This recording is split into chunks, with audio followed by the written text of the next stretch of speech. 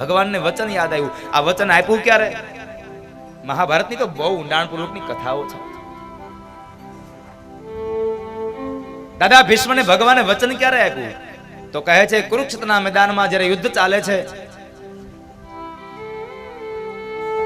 અને એ યુદ્ધની અંદર 5-7 દિવસો વ્યતીત થયા છતાં પણ પાંડવોના પક્ષમાં એક પણ 5 પાંડવોમાંથી એક પણ માણસ ઓછો ન થયો. અને એ સમયે દુર્યોધને દાદા ભીષ્મને મેણું માર્યું. દાદા તમે લડો છો મારા પક્ષમાંથી, યુદ્ધ મારા પક્ષમાંથી કરો છો, પણ તમને ખબર ન હોય તો હું તમને કહી દઉં કે તમે હિત પાંડવોનું ઈચ્છો છો. તમે હિત પાંડવોનું ઈચ્છો છો. દાદા ભીષ્મ કહે છે ના દુર્યોધન, આવું કશું નથી. આ તો તારી એક માત્ર માન્યતા છે. મારો જરાય આવો સ્વભાવ નથી. મારી આવી જરાય એવી વૃત્તિ નથી મારી. ના દાદા, હવે આને ભરોસો કેમ અપાવો? અને અમુકની શંકા જેવી હોય કે ભરોસો તમે ગમે તેમ કરો તોય ન આવે. એટલે તો કેવું પડે, શંકાનું ઓહડ જ ન હોય.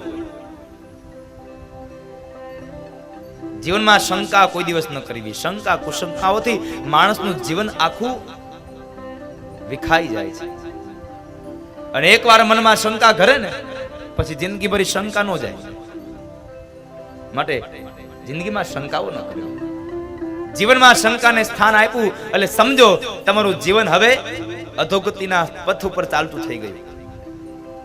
ગમે તેમ કરો તો તમે એને ન સમજાવી શકો સાહેબ. ગમે તેટલા પુરાવા આપો.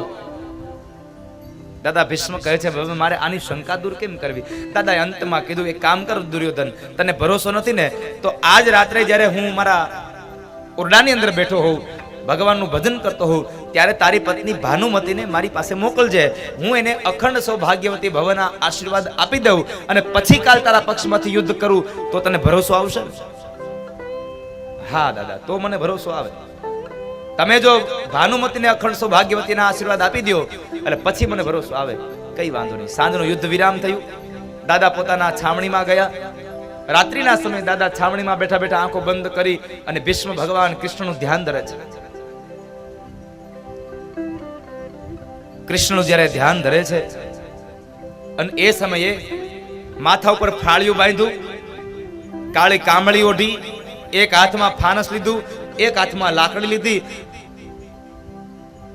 અને નોકરના રૂપની અંદર ભગવાન કૃષ્ણ દ્રૌપદી પાસે આવ્યા.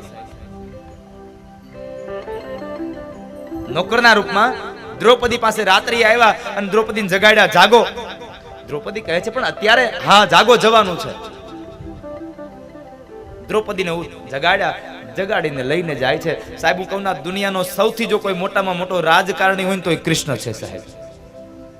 સૌથી મોટો રાજકારણી. આના જેવું રાજકારણ દુનિયામાં કોઈ રેમું જ નહીં હોય. સૌથી મોટો રાજકારણી.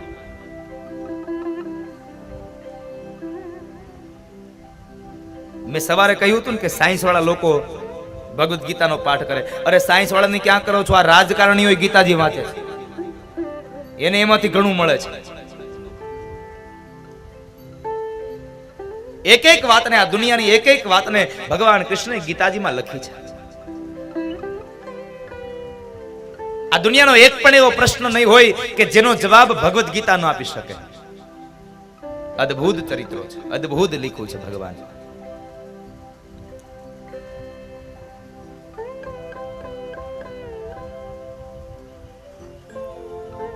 દ્રૌપદીને જગાડી લઈને જાય છે. આગળ ભગવાન ચાલે, પાછળ દ્રૌપદી ચાલે છે. થોડેક દૂર ગયા ને તો દ્રૌપદીના પગના પગરખાઓ, પેલી ચાંખડીઓનો અવાજ આવે છે. ભગવાને દ્રૌપદીની ચાંખડીઓ કઢાવી નાખી. લાવો હું લઈ લઉં છું. ભગવાન નોકર બન્યા છે.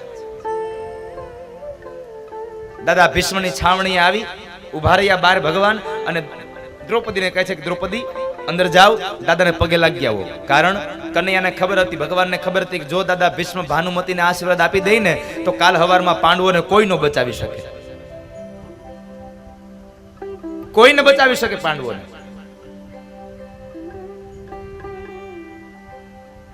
દ્રૌપદી અંદર ગયા. દાદા ભીષ્મ આંખો બંધ કરીને બેઠા છે, પણ કોઈ સ્ત્રી આવી, આવો અણસાર આવ્યો એટલે એને મનમાં એમ હતું કે મેં દુર્યોધનને કીધું છે એટલે ભાનુમતી આવ્યા છે. દ્રૌપદીએ જઈને ખોળો પાથરો, પગે લાગ્યા અને પગે લાગતાની હારે દાદા બોલ્યા અખંડ સૌભાગ્યવતી ભવ. આ શબ્દ સાંભળ્યો અને એ જ સમયે દ્રૌપદી બોલ્યા કે દાદા આવતીકાલ સવારનો સૂરજ ઉગે અને કદાચ 5 પાંડવોની સામે હવે અર્જુન તમારી સામે લડે ને તો મને અર્જુનના પ્રાણની સંકટની કોઈ હવે અપેક્ષાઓ જ નથી, કારણ હવે અર્જુનનો કોઈ વાળ વાકો ન કરી શકે. મારા બાપાના આશીર્વાદ મારા માથા ઉપર છે. હવે કાળ પણ પાંડવોનું કઈશું ન બગાડી શકે. દ્રૌપદીના શબ્દ સાંભળ્યા, દાદા ભીષ્મને અવાજ સંભળાયો અને એ જ સમયે આંખ ખોલી અને દ્રૌપદીને જ્યાં જોવે તો દાદાની આંખો ફાટી ગઈ. દ્રૌપદી તું અહીંયા આવી અત્યારે? હા દાદા હું આવી. દાદા ભીષ્મ સમજી ગયા આ દ્રૌપદી અહીંયા આવી છે પણ આ બુદ્ધિ એની નથી, આમાં કોઈક રમત બીજું કોઈક રમે છે, આમાં ચાલ કોઈક બીજાની છે. આમાં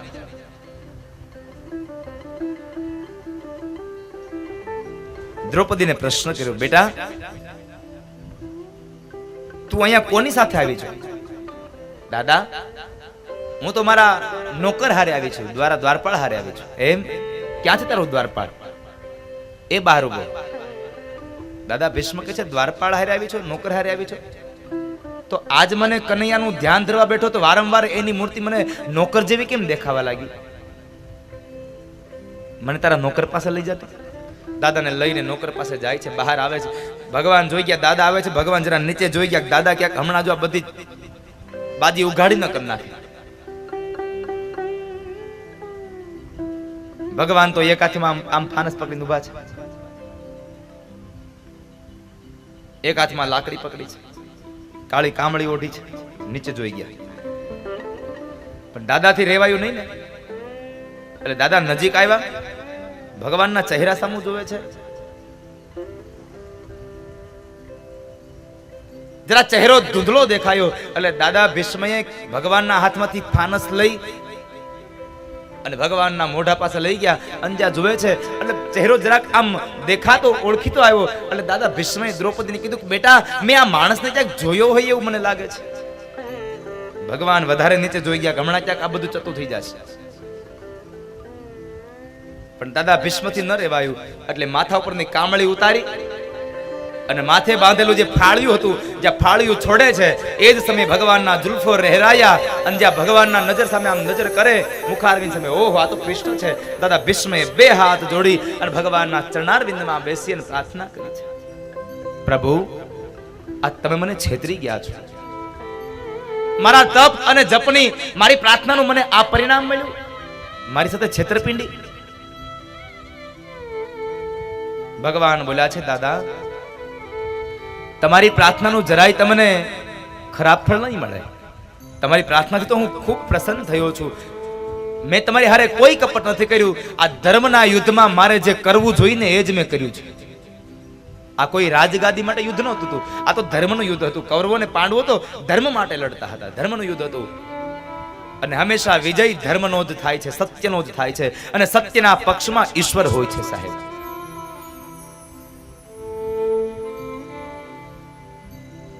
મોઢું તો મોઢું પણ સાહેબ સત્ય જ હંમેશા અવિરતપણે વહેતું રહે ને સત્યની જ જીત હોય છે. ભલે મોડી થાય પણ સત્યની જીત હોય છે.